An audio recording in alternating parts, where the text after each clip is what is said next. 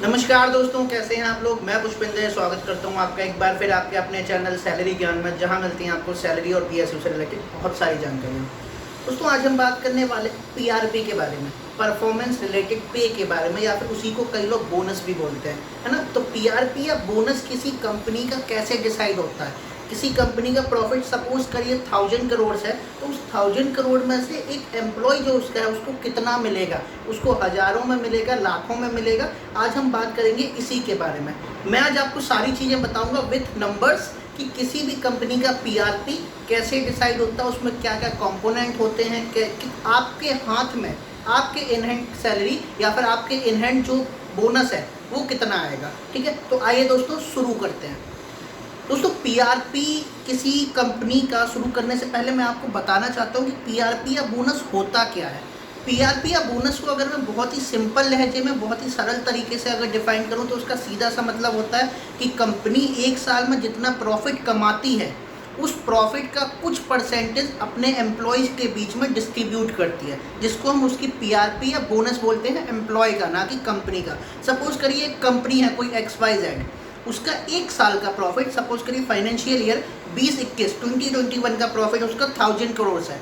तो 1000 करोड़ में से वो कुछ परसेंटेज अपने एम्प्लॉयज़ में डिस्ट्रीब्यूट करेगी। उस एम्प्लॉय के डिस्ट्रीब्यूशन को, तो उसमें जो ऊपर लेवल पे एम्प्लॉयज़ होंगे, जो जैसे DGM GM मतलब जनरल मैनेजर या चेयरमैन लेवल के एम्प्लॉयज़ होंगे, उनको ज़्यादा पीआरपी मिलती है। जो नीचे होंगे ABC ग्रेड पे होंगे, उनको कम पीआरपी मिलती है। ठीक है, अब ये जो परसेंटेज डिसाइड होता है, ये कैसे डिसाइड होता है दोस्तों। ये जो परसेंटेज डिसाइडेड है, ये कंपनी की अपनी बोर्ड मीटिंग के बेस पर डिसाइड होता है। कंपनी के जो बोर्ड के मेंबर होते हैं, वो बोर्ड के मेंबर का काम ये होता है कि उनको ये डिसाइड करना है। कई कंपनीज इस परसेंटेज को प्रॉफिट का 5% रखती हैं, कई कंपनी 4% रखती हैं, कई कंपनी 3.5% रखती हैं। सबका अपना अलग अलग होता है, सबके अपने बोर्ड ऑफ डायरेक्टर जो डिसाइड करते हैं वो होता है। और ये हर साल डिसाइड नहीं होता, ये एक बार डिसाइड हो गया कि हम अपने टोटल प्रॉफिट का 5% अपने एम्प्लॉयज़ के बीच में डिस्ट्रीब्यूट करेंगे, तो वो 5% चलता रहता है अंटिल अनलेस दोबारा से बोर्ड मीटिंग इस पर रिव्यू करे। ठीक है, तो आपको पहली बात तो ये है कि सपोज करिए एक कंपनी को 1000 करोड़ का प्रॉफिट होता है, तो 1000 करोड़ में से उसका 5% मतलब सपोज करिए वो बन जाता है 50 करोड़। 1000 करोड़ का 5% कितना बन जाता है, 50 करोड़। तो वो 50 करोड़ अपने एम्प्लॉयज़ के बीच में डिस्ट्रीब्यूट करेगी। सपोज करते हैं हम ये सपोज करते हैं कि उस कंपनी में 30,000 एम्प्लॉय काम करते हैं। ठीक है, 30,000 एम्प्लॉय टोटल काम करते हैं। तो अगर मैं इसको इक्वलिटी से डिवाइड करूँ तो क्या होगा, इस 50 करोड़ को अगर हम 30,000 से डिवाइड करेंगे तो लगभग आएगा 16,000 रुपये के आसपास, 16,600 रुपये के आसपास। तो आपकी जो पीआरपी बनती है वो 16,600 रुपये के आसपास की बनती है। लेकिन ये जो पीआरपी है वो सभी को 16,600 नहीं मिलेगी, जैसा कि मैंने आपको पहले बता दिया है। क्या होता है, बहुत सारे लेवल्स होते हैं एक कंपनी में। ठीक है, डायरेक्टर होता है, डायरेक्टर के ऊपर चेयरमैन होता है जिसको हम CMD भी बोलते हैं। CMD हो गया, डायरेक्टर हो गया, उसके बाद सपोज करिए CGM आ गए, उसके बाद GM आ गए, उसके बाद DGM आ गए, नीचे आके ABC क्लास के एम्प्लॉय आते हैं। ठीक है, तो ये जो प्रॉफिट है 50 करोड़, ये इनके ग्रेड के हिसाब से डिवाइड होता है। ठीक है, अब उसमें सपोज करिए चेयरमैन को मान लीजिए 5 लाख रुपए मिल रहे हैं, डायरेक्टर को सपोज करिए 4.5 लाख रुपए मिल रहे हैं, और आपको यहाँ पे ABC पे आके मिलेंगे सपोज 10,000 रुपये। तो ऐसे उसकी पीआरपी डिसाइड होती है। अब हम इसके आगे चलते हैं कि पीआरपी में कंपोनेंट क्या क्या होते हैं। अब ये तो अभी मैंने आपको बता दिया इसका ब्रीफ कि पीआरपी मिलेगी कैसे, लेकिन कितनी मिलेगी वो कैसे पता लगेगा। तो सबसे पहली बात मैं आपको बताता हूँ कि पीआरपी जो होती है उसके 2 कंपोनेंट होते हैं। किसी भी कंपनी की पीआरपी के 2 कंपोनेंट होते हैं। ठीक है, कौन कौन से कंपोनेंट होते हैं। पहला कंपोनेंट होता है उसका नेट प्रॉफिट, पहला कंपोनेंट होता है नेट प्रॉफिट। दूसरा कंपोनेंट होता है इंक्रीमेंटल प्रॉफिट।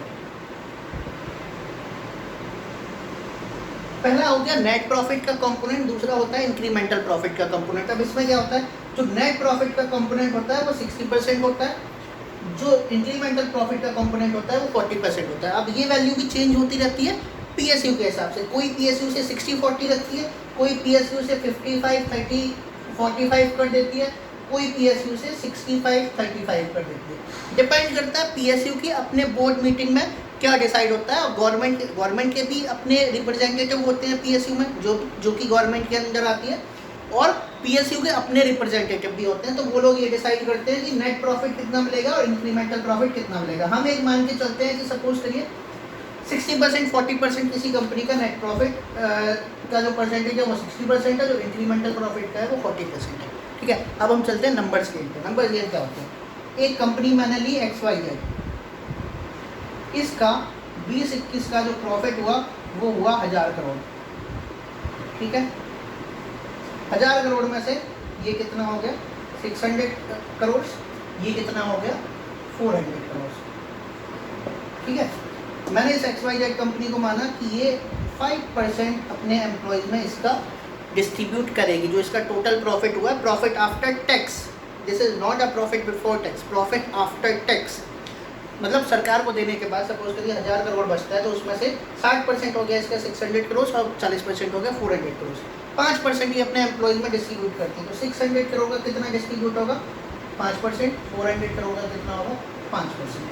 600 का अगर हम 5% करेंगे तो लगभग हो जाएगा 30 करोड़, इसका 5% करेंगे तो लगभग हो जाएगा 20 करोड़। ठीक है, 1000 करोड़ के प्रॉफिट में टोटल कितना मिलना था 50 करोड़। 50 करोड़ में हो गए हमारे दो कंपोनेंट, कौन से? नेट प्रॉफिट का हो गया 30 करोड़ और इंक्रीमेंटल प्रॉफिट का हो गया 20 करोड़। अब आगे चलते हैं।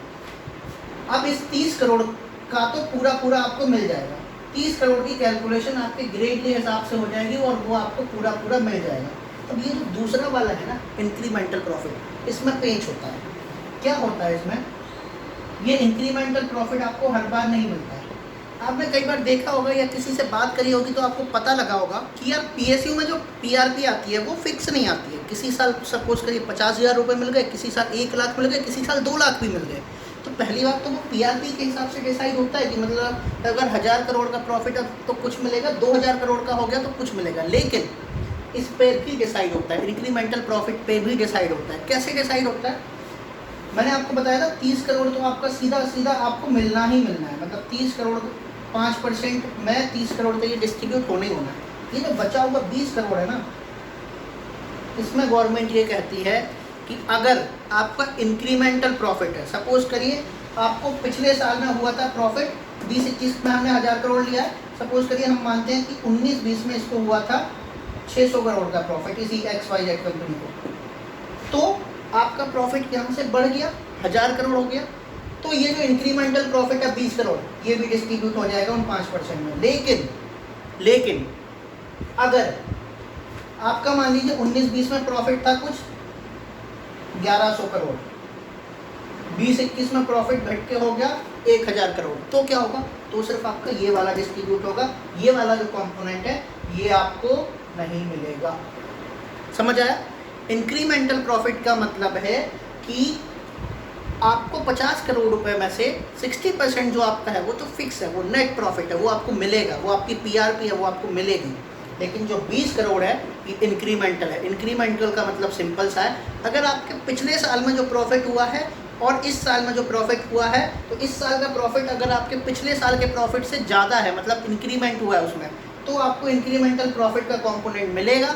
अगर आपका प्रॉफिट कम हो गया है तो आपको इंक्रीमेंटल प्रॉफिट का कंपोनेंट नहीं मिलेगा। इसीलिए ये जो पीआरपी होती है वो बहुत ज़्यादा फ्लक्चुएट होती है। मैंने बहुत सारे कुरा पे आंसर पढ़े हैं जहाँ पे लोगों ने लिखा है कि कई जगह 2,40,000 बेसिक का 40% मिल जाता है, बेसिक का 50% मिल जाएगा हर साल। नहीं होता ऐसा नहीं होता है। प्रॉफिट आपकी पीआरपी हमेशा प्रॉफिट पे डिसाइड होती है। यार किसी कंपनी को सपोज करिए प्रॉफिट ही नहीं हो रहा है ना, मान लीजिए वो लॉस में चल रही है, तो आपको कैसे पीआरपी दे देगी? वहाँ पे उन्होंने फिक्स लिख दिया कि बेसिक का 40% आपको हर साल में मिलना ही मिलना है, नहीं मिलता है। इसीलिए बता रहा हूँ पीआरपी हमेशा प्रॉफिट पे डिसाइड होती है और प्रॉफिट के दो कंपोनेंट होते हैं, दो कंपोनेंट के हिसाब से डिसाइड होती है। ठीक है, तो आई होप आपको समझ आ गया होगा। अब कई सारे लोग विद्वान बैठे होंगे, कई सारे लोगों को ये लग रहा होगा कि अगर यार सरकार इंक्रीमेंटल प्रॉफिट पे ही पीआरपी देना चाह रही है, तो हम ऐसा क्यों नहीं करते कि एक साल में सपोज करिए 500 करोड़ का प्रॉफिट हुआ, अगली साल में हम उसको 600 करोड़ दिखाएं, अगली साल में हम उसको 700 करोड़ दिखाएं, फिर 800 करोड़ दिखाएं, तो एम्प्लॉयज़ का जो पैसा है वो मारा नहीं जाएगा। मुझे पता है कई सारे लोग साइंटिस्ट यहाँ बैठे हुए हैं जिनके दिमाग में ये सवाल आ रहा होगा कि कंपनीज अपना जो प्रॉफिट है वो हमेशा इंक्रीमेंटल क्यों नहीं रखती हैं। इसका एक सिंपल सा रीज़न है। क्या रीज़न है? मैंने आपको कल वीडियो में बताया था कि गवर्नमेंट सुप्रीम है, गवर्नमेंट को भी ये पता है कि कंपनीज ऐसा कर सकती हैं। तो होता क्या है, गवर्नमेंट कराती है सीएजी का ऑडिट। हर एक पीएसयू के प्रॉफिट का सीएजी का ऑडिट होता है। सीएजी के ऑडिट में कंपनी को अपना प्रॉफिट बताना होता है कि उसको नेट प्रॉफिट कितना हुआ है। अब ये कंपनी ना तो इसे कम दिखा सकती है, ना इसे ज़्यादा दिखा सकती है। अगर आपने कम दिखा दिया, सपोज करिए आपको 1000 करोड़ का प्रॉफिट है, आपने दिखा दिया अपने एनुअल रिपोर्ट्स में कि हमको 800 करोड़ का हुआ है, सीएजी आपको आके रख लेगी, सीएजी आपके एल लगा देगी, ठीक है। अगर आपने दिखा दिया, मान लीजिए आपको 1000 करोड़ का प्रॉफिट हुआ है, आपने दिखा दिया आपको 1200 करोड़ का हुआ है, तो भी सीएजी आपको रख लेगी। तो सिंपल सी बात है कि ये जो ऑडिट है, ये गवर्नमेंट, ये जो सीएजी है, ये गवर्नमेंट की जो एजेंसी है वो है। ऑल्दो गवर्नमेंट ये रिपोर्ट सीधे सुप्रीम कोर्ट में करती है, ये या पार्लियामेंट में सीधे रिपोर्ट करेगी, किसी इंडिविजुअल को रिपोर्ट नहीं करती। तो सीएजी की ऑडिट में ये पता लग जाता है कि कंपनी को नेट प्रॉफिट कितना हुआ। तो इसलिए कंपनी ना तो कभी कम दिखा सकती, ना कभी ज़्यादा दिखा सकती है। तो इसलिए होता क्या है, अभी देखना क्या हुआ है। अभी एक बहुत बढ़िया काम हुआ है, पिछले साल कोविड हुआ था, कंपनियों के जो बिजनेस के थे, पीएसयूज के जो बिजनेस थे वो बहुत बुरे तरीके से अफेक्ट हुए थे, है ना। तो 2021 में जो कंपनीज को प्रॉफिट हुआ था वो ना के बराबर हुआ था। मतलब लिख देता हूँ, ना के बराबर, ना के बराबर हिंदी में लिखनी चाहिए कभी कभी। कंपनीज को जो प्रॉफिट हुआ था वो ना के बराबर हुआ था, ठीक है। लेकिन 21-22 का जो प्रॉफिट, 21-22 में जो प्रॉफिट होगा वो कंपनीज को बहुत अच्छा प्रॉफिट होगा, है ना।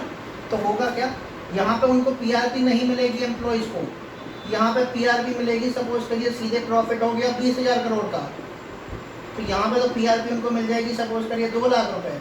लेकिन जब चीज़ें सारी नॉर्मल हो जाएंगी और 22-23 का जब फाइनेंशियल आएगा तो इतना प्रॉफिट तो होगा नहीं। ये तो डिमांड अचानक से बूस्ट हुई है ना, यहाँ तो सब चीज़ें सामान्य हो जाएंगी। तो यही 20,000 करोड़ घट के क्या हो जाएगा, एक्चुअल प्रॉफिट पे आ जाएगा। वो क्या होगा, 15,000 करोड़। तो यहाँ पे जो आपको 2 लाख रुपए 2 लाख रुपए पीआरपी मिल रही थी, वो अब आपको कितनी मिलेगी, 1 लाख रुपए। लोग समझ ही नहीं पाते कि ऐसा हो क्यों रहा है कि यार प्रॉफिट तो हो रहा है लेकिन पीआरपी नहीं आ रही ज़्यादा। उसका सीधा सा रीज़न है कि ये जो 2 कंपोनेंट है ना, 60% और 40% वाले, इनके बेस पे आपकी पीआरपी डिसाइड होती है। तो आई होप आपको समझ आ गया होगा जो मैं आपको समझाना चाहता था, है ना। तो पीआरपी का जो फंडा है वो ये है। अगर आपको वीडियो पसंद आया तो वीडियो को लाइक ज़रूर कर दीजिए।